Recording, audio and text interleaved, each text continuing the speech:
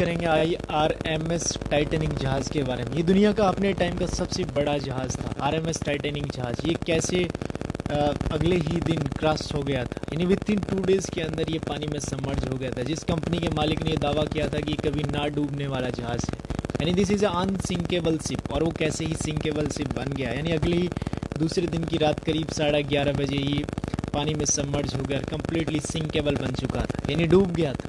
और डूबने से इसमें करीब 1800-2000 लोगों की मौत हुई थी। एक बहुत ही इंटरेस्टिंग स्टोरी है, आज हम इसको आपके साथ शेयर करेंगे। एक्चुअली में उस टाइम क्या हुआ था, उस नाइट में हुआ क्या था जब ये एक्चुअली में ये जहाज़ क्रैश हुआ था, और एक्चुअली में कोई लोग इसको बचाने क्यों नहीं आए, कि जहाज़ क्या आसपास में कोई जहाज़ इसके था नहीं, या इस पर लाइफ सपोर्ट बोट नहीं अवेलेबल थी, क्या एक्चुअली रीज़न था। आज हम इसको समझने की कोशिश करते हैं कि एक्चुअली में ये हुआ कैसे था, मतलब सारा इंसिडेंट किस तरह से हुआ था। RMS टाइटैनिक दुनिया का सबसे बड़ा स्टीम पावर जनरेटेड इंजन था। साउथहैम्पटन इंग्लैंड से 10 अप्रैल 1912 को रवाना हुआ था। 4 दिन की यात्रा में 14 अप्रैल 1912 को ये हेमसिम यानी एक ग्लेशियर से टकरा गया था, आइसबर्ग से टकरा गया था, जिनमें करीब 1760 लोग मारे गए थे, और काफ़ी कम लोग यानी कुछ लोग 700 और 800 के आसपास ही जिंदा रहे थे। इसमें 3500 कुछ लोग आ सकते थे, यानी बहुत बड़ा क्रूज जहाज़ था टाइटैनिक जहाज़। लेकिन उस टाइम के जो इंजीनियर्स, उस टाइम के जो अनुभवी इंजीनियर्स ने इसका निर्माण किया था, और ये उस टाइम की उन्नत टेक्नोलॉजी से बना हुआ, यानी डेवलप टेक्नोलॉजी से बना हुआ ये एक टाइटैनिक जहाज़ था। लेकिन सारे इंजीनियर्स इस बात को लेकर हैरान थे कि आखिर आज इतना बड़ा टाइटैनिक जहाज़ कैसे क्रैश हो गया, जिसमें सारी मॉडर्न टेक्नोलॉजी से ये लैस था उस टाइम। अब हम बात करेंगे एक्चुअली RMS टाइटैनिक का जो निर्माण था वो शुरू हुआ था 31 मार्च 1909 को। American JP Morgan international percentile marine company की लागत से ये शुरू किया था, जिसको बनाया था स्टारलिंक कंपनी ने। इसकी बनने में कॉस्ट लगी थी 7.2 मिलियन रुपीज़, यानी काफ़ी महंगा ये जहाज़ बनाया गया था। 31 मई 1911 को इसको जलावरण यानी पानी में उतारा गया था। इसकी अगर हम लोग इसमें और 1912 तक इसमें टिकट बुक हुए थे, यानी करीब लोगों ने 1 साल तक तो इसके टिकट ही बुक करे थे, और इसमें करीब 3549 लोगों की कैपेसिटी आ सकती थी। कुछ लोग तो 4000 तक बताते हैं। 3549 की कैपेसिटी थी, यानी इतने लोगों को एक साथ कैरी कर सकता था। 64 लाइफ बोट्स को लेकर 64 लाइफ सपोर्ट बोट को अपने साथ में लेके जा सकता था। सो दिट इज़ वेरी ह्यूज, बहुत बड़ा जहाज़ था। अगर इसकी लंबाई की बात करें तो ये 270 मीटर लंबा था, और ये करीब 95 फीट चौड़ा था, और कम से कम इसकी जो ऊंचाई थी वो 18 मीटर के आसपास से भी ज़्यादा बताते, यानी 20-25 मीटर थी, यानी करीब 65-70 फीट ऊंचा था ये जहाज़। और इसमें 4 स्टीम पावर जनरेटेड इंजन्स लगे हुए थे। ये कनेक्टेड थे पियर्सन टर्बाइन से, जो प्रोपेलर शाफ्ट को घुमाता था और पावर जनरेट करता था। यानी अब हम देखते हैं कि एक ही स्टीम पावर जो इंजन्स होता है वो कितनी बड़ी रील को चला सकता है, और जब 4 इंजन एक साथ कनेक्ट हो जाएंगे तो कितनी अमाउंट ऑफ पावर, यानी कितने पावर इसमें होगी। करीब 52,000 टन को वाटर के ऊपर से कैरी करने की कैपेसिटी थी इस जहाज़ की, यानी बहुत ही बड़ा जहाज़ था। कई सारे फनल्स लगे हुए थे नीचे, हुल से लेके इसका जो डेक तक की ऊंचाई तो 65 फीट ही थी, और इसके अलावा काफ़ी एक ताकतवर इंजन्स था। इसकी स्पीड करीब बताई जाती है कि 24 नॉट के आसपास थी, यानी अगर इसकी स्पीड 24 नॉट को अगर किलोमीटर प्रति घंटा में बदलें तो कम से कम 40 या 43 किलोमीटर प्रति घंटा की स्पीड बनती है, जो उस टाइम के जहाज़, किसी भी जहाज़ से सबसे ज़्यादा इसकी स्पीड उस टाइम के जहाज़ में हुआ करती थी। अब बात करते हैं कि क्योंकि एक लग्जरीज क्रूज़ था, काफ़ी महंगा बना हुआ क्रूज़ था, 7.2 मिलियन रुपीज़ में बनाया गया था, यानी अगर आज की कॉस्ट में देखें तो ये करीब 400 मिलियन डॉलर पड़ता है। सो एक लग्जरीज क्रूज़ था अपने टाइम के। इस पे जो अपने टाइम के जो रईस लोग होते थे, बिजनेसमैन्स थे उस टाइम के, जो जिन पे बहुत ज़्यादा पैसा था, वही लोग इसका टिकट खरीद पाए थे, क्योंकि इसके टिकट की कॉस्ट काफ़ी महंगी थी। इसका टिकट को करीब $4500 के आसपास में रखा था, जो आज के $95,000 से भी अधिक होता है, यानी $1 लाख से के आसपास में आज की कॉस्ट इसकी होती है। तो काफ़ी महंगा इसके जो टिकट रखा गया था। तो इसमें वो सारी इस पे फैसिलिटीज़ भी बहुत अच्छी रखी गई थी, यानी वो सारी फैसिलिटीज़ अवेलेबल थी जो किसी भी आदमी को चाहिए होती है, किसी भी मिलियनेयर और बिजनेसमैन को चाहिए होती है किसी भी शिप के ऊपर। तो इसके अगर हम लोग बात करते, इसमें एक इलेक्ट्रॉनिक स्नान गृह था, एक कैफ़े इस पे था, और इस पे एक लाइब्रेरी थी, कई सारी लाइब्रेरीज थी और इस पे जिम्स अवेलेबल थे, स्विमिंग पूल्स थे, टेनिस कोर्ट्स इस पे अवेलेबल थे टेनिस खेलने के लिए। महंगे से महंगे फर्नीचर्स और अन्य सजावट के सामान इस पे थे। इसमें सबसे महंगा एक पार्शियन कैफ़े था। अपने टाइम का ये कहते थे बहुत ही महंगा रेस्टोरेंट हुआ करता था पार्शियन कैफ़े। आज भी हम देखते हैं पार्शियन कैफ़े बहुत सारे रेस्टोरेंट्स में होता है, लेकिन ये उस टाइम को बहुत ज़्यादा महंगा ब्रांड हुआ करता था। इसमें टर्किश सनान गिरे भी अवेलेबल था, व्यायामशाला तो थी और स्कर्ट वगैरह भी थी। इसमें 3-4 बार्बर्स की दुकान्स भी थी, यानी वो सारी चीज़ों से लेस था जो होने चाहिए। और महंगे से महंगे इसको डिजाइन किया गया था और लाइट्स महंगे से महंगे थे।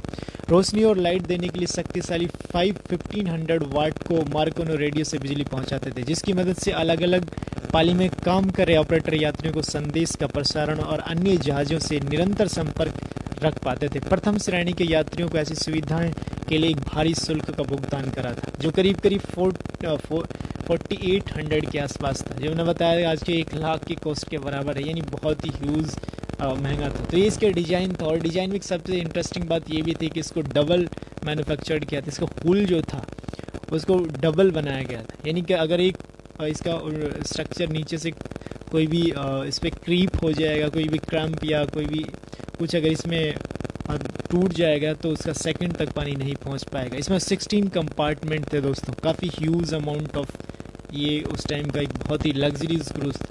लेकिन आज समझने की बात करते हैं कि क्यों आखिर ये किस तरह से क्रैश हो गया था और कैसे इसमें जो इतने सारे लोगों की जान गई थी। ये एक बहुत ही बड़ा रहस्य है। आज हम इसको समझने की कोशिश करते हैं कि इतना बड़ा जहाज़ कैसे हो गया था। लेकिन सबसे बड़ी बात ये है कि हम इसको अगर समझाएं आपको, तो ये जहाज़ ने जो इसकी अपनी जो पहली जो इसने बोर्डिंग करी थी वो साउथहैम्पटन इंग्लैंड से अपनी यात्रा शुरू करी थी। करीब 10 अप्रैल 1912 को रवाना हुआ था। 10 अप्रैल 1912 साउथहैम्पटन इंग्लैंड से चला था, और ये 12 अप्रैल 1912 की रात 11:30 बजे क्रैश हो गया था। और इसमें बहुत सारे नंबर ऑफ लोग मारे गए थे, यानी लोग बताते हैं करीब 1800 लोग की जान गई थी इस जहाज़ के ऊपर, और 760 लोग जिंदा बचे थे, और इसमें 2 कुत्ता भी जिंदा बचे थे। काफ़ी नंबर ऑफ पीपल्स मरे थे। लेकिन इस सबसे पीछे वजह ये थी कि ये इसकी स्पीड्स काफ़ी तेज़ थी। जो इसके मालिक थे ब्रूस ली, इसमें उसने ये बात कही थी। एडवर्ड स्मिथ जो इसको लीड कर रहे थे, जो इसका कप्तान था जिसको चला रहा था, तो एडवर्ड स्मिथ को बोला था कि इसकी वो स्पीड ज़्यादा तेज़ रखे। और ये सबसे बड़ा इसके रीजन्स यही बताया जाता है कि जब ये टकराया था तो इसकी स्पीड काफ़ी ज़्यादा थी। हालांकि 1 मिनट पहले जिसके ऊपर लोग बैठे हुए थे, जिसके ऑफिसर्स ऊपर इसको निगरानी में रखे हुए थे कि चीज़ आगे से नहीं आई, उन्होंने 1 मिनट पहले इनको सचेत तो किया था कि आगे से आइस बग आ गया, लेकिन तब तक स्पीड ज़्यादा तेज़ होने के बाद रुक नहीं पाया था। एक्चुअली ये बताया जाता है कि इसको 6 टाइम इस जहाज़ को वार्न किया गया था सी के अंदर टकराने से पहले कि आगे आइसबर्ग से और आप ध्यान से चलाए गए। लेकिन क्योंकि इन लोगों को ये लगता था कि ये एक अनसिंकेबल जहाज़ है, ये तो पानी में डूब ही नहीं सकता और किसी चीज़ के टकराने से भी इसका कुछ नहीं हो सकता है, तो इसलिए इन्होंने इन वार्निंग्स को दरकिनार कर दिया था। और वार्निंग्स को दरकिनार करने का ये भी रीजन्स रहा था क्योंकि इसके जो कप्तान एडवर्ड स्मिथ थे, उसका मानना था कि ये काफ़ी बहुत ही तगड़ा और स्ट्रॉन्ग जहाज़ है। अगर कोई किसी चीज़ से टकरा भी जाएगा तो ये लेफ़्ट और राइट उसको टिल्ट कर देंगे और फिर भी ये उससे टकराता हुआ भी निकल जाएगा। लेकिन ये बताया जाता है कि जिस आइसबर्ग से ये टकराया था वो करीब 10,000 साल पहले ग्रीनलैंड से अलग टकरा के अलग हुई थी और इसमें एक छेंड हो गया था। करीब 11:40 से ये डूबना शुरू हुआ था और 2:20 पे ये पानी में कंप्लीट सबमर्ज हो गया था। जिस पानी में सबमर्ज हुआ था उस पानी का टेम्परेचर -2 डिग्री सेल्सियस था। अब डॉक्टर्स और एक्सपर्ट ये मानते हैं कि अगर टेम्परेचर -2 डिग्री सेल्सियस हो तो आदमी 20 मिनट से ज़्यादा जिंदा नहीं रह सकता पानी के अंदर। तो ये इसका सबसे बड़ा रीजन था और इतने लोग इस पे जहाज़ में मारे गए थे। अब क्वेश्चन ये आता है कि क्या इसके आसपास में इन्होंने कोई रडार्स उस टाइम फैसिलिटी अवेलेबल थी, क्या कोई सिग्नल नहीं दिया था, क्या कोई ऐसा इंडिकेशन नहीं था कोई इमरजेंसी का कि यहाँ पर आसपास की जो शिप या जहाज़ इनकी आगे कोई हेल्प कर सके।